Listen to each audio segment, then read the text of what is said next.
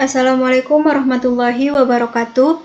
Perkenalkan, nama saya Ginari Panasution dengan NIM 1233151068. Baiklah, saya akan menjelaskan materi tentang Pancasila sebagai ideologi negara.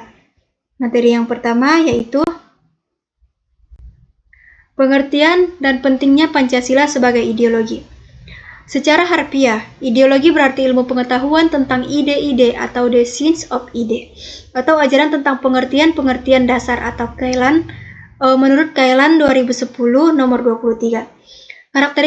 Karakteristik dan makna ideologi bagi negara dalam memahami ideologi dan ideologi politik tidaklah cukup hanya melihat dari sosok pengertiannya, atau hanya berangkat dari definisi-definisi yang telah dikemukakan oleh para ahlinya.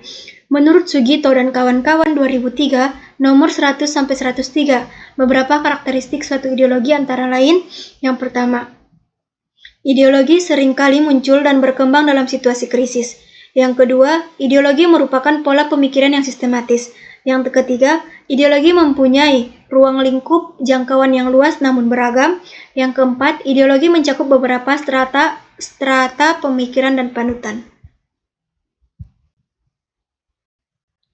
Materi yang selanjutnya adalah fungsi ideologi.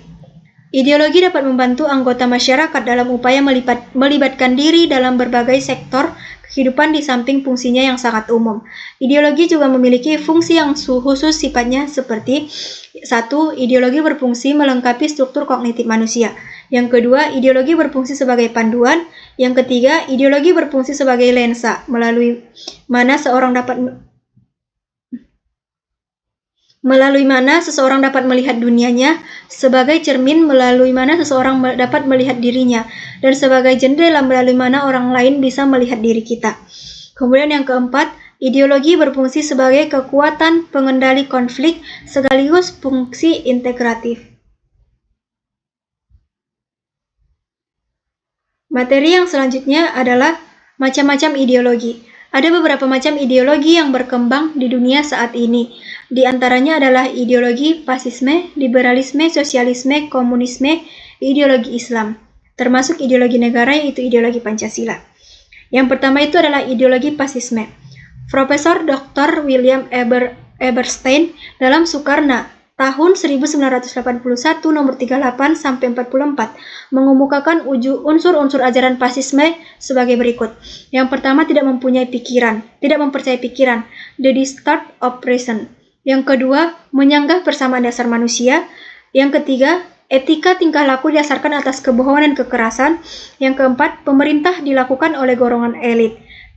Yang kelima, totalitarianisme. Yang keenam, rasialisme dan imperialisme. Yang kesembilan, oposisi terhadap hukum dan ketertiban internasional. Yang kedua itu adalah ideologi komunis. Dalam mewujudkan masyarakat komunis menurut Susronegoro tahun 1984, digunakan beberapa prinsip pelaksanaan yang merupakan ciri pokok tersebut, yaitu yang pertama, sistem totaliter. Yang kedua, sistem pemerintahan kediktatoran atau satu partai. Yang ketiga, sistem ekonomi negara. Yang keempat, sistem sentralisme dan demokratis. Materi yang ketiga itu adalah ideologi liberal. Secara etimologis, liberal berasal dari kata liber yang berarti free. Selanjutnya, liberal berarti tidak dibatasi atau tidak terikat oleh ajaran-ajaran yang telah ada dalam filsafat politik atau agama, atau bebas dalam berpendapat.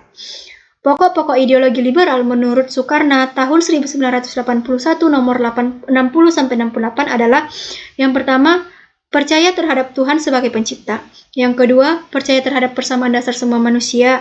Yang ketiga, memperlakukan pemikiran orang lain secara sama. Yang keempat, pemerintahan dilakukan dengan persetujuan yang diperintah. Yang kelima, pemerintah berlandaskan hukum. Yang keenam, mementingkan individu. Yang ketujuh, negara adalah alat. Yang kedelapan, menolak dogmatisme. Yang keempat adalah ideologi Islam. Ideologi adalah suatu sistem politik, sosial, ekonomi, dan kebudayaan berdasarkan kepada hasil pemikiran manusia sendiri. Maka dapat dikatakan bahwa Islam itu bukan ideologi, karena agama Islam berdasarkan Al-Quran, yakni wahyu Allah Subhanahu wa Ta'ala.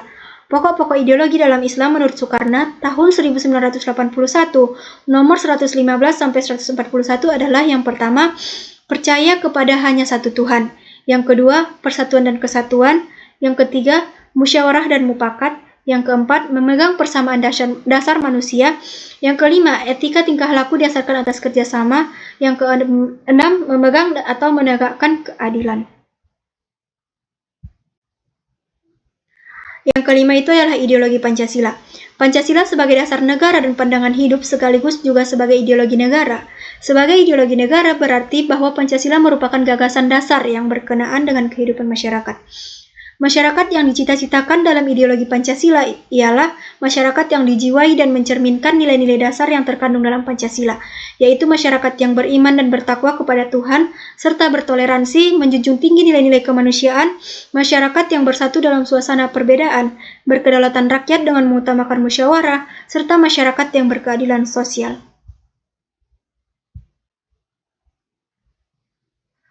Baiklah, di sini materi selanjutnya, perkembangan ideologi Pancasila dengan paham ideologi besar lainnya di dunia. Yang pertama itu aspek politik hukum, ideologi liberalisme, yaitu demokrasi liberal, hukum untuk melindungi individu. Ideologi komunisme, demokrasi rakyat berkuasa mutlak, demokrasi rakyat, 2 berkuasa mutlak, 1 parpol. Ideologi sosialisme, yaitu demokrasi untuk kolektivitas. Yang kedua, diutamakan kebersamaan. Ideologi Pancasila, demokrasi Pancasila. Aspek ekonomi, ideologi liberalisme, 1, peran negara kecil. Yang kedua, swasta mendominasi. Yang ketiga, kapitalisme. Ideologi komunisme, yang pertama, peran negara dominan. Yang kedua, demi kolektivitas. Ideologi sosialisme, yang pertama, peran negara ada untuk pemerataan. Yang kedua, keberadaan distributif yang diutamakan. Ideologi Pancasila, peran negara ada untuk tidak terjadi monopoli dan lain-lain yang merugikan rakyat. Aspek agama, ideologi liberalisme, yang pertama itu agama urusan pribadi, bebas beragama, bebas, yang ketiga bebas memilih. Ideologi komunisme, yang pertama agama candu masyarakat, yang kedua ateis. Ideologi sosialisme, yang pertama agama harus mendorong berkembangnya kebersamaan. Ideologi Pancasila, bebas memilih salah satu agama. Aspek pandangan terhadap individu dan masyarakat. Ideologi liberalisme, yang pertama itu individu lebih penting daripada masyarakat. Yang kedua, masyarakat diabdikan untuk individu. Yang kedua, ideologi komunisme, yang pertama individu tidak penting. Yang kedua, masyarakat tidak penting. Ideologi sosialisme, yaitu masyarakat lebih penting daripada individu. Ideologi Pancasila, individu diakui keberadaannya dan masyarakat diakui keberadaannya.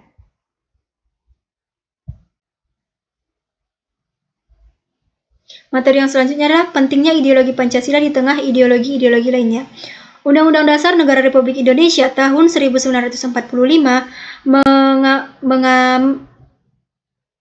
mengatakan bahwa setiap warga negara berhak dan wajib ikut serta dalam usaha pembelaan negara.